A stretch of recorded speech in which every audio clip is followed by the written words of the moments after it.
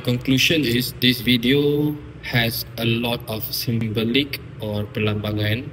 Aina always do kan.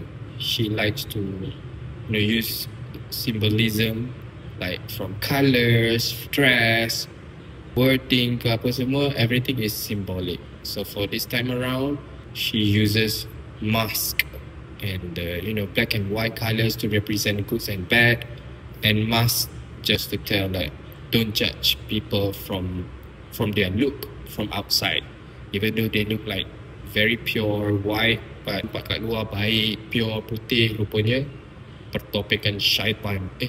Syaitan bertopengkan manusia, something like that. Lepas tu Aina juga pakai perlambangan pedang tu. Macam bila aku nampak pedang, aku ingat yang ada pepatah mengatakan mata pena lagi tajam daripada mata pedang. So since this video is all about being bullied by netizen, kata-kata manusia ni maksudnya lebih tajam daripada mata pedang. So that's the symbolic lah.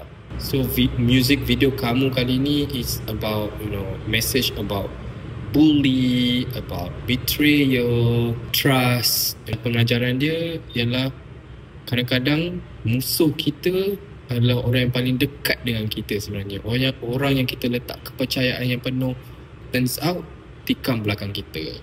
Dan lagi satu, jangan kita lupa botol spritzer kosong yang mula-mula muncul dekat music video tu bukan sekadar product placement untuk pesanan penaja, tapi sebenarnya refer to tin kosong.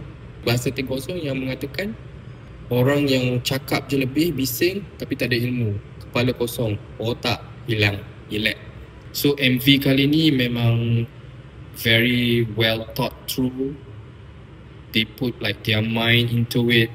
They really work hard on it. So let's keep supporting this video and keep on streaming.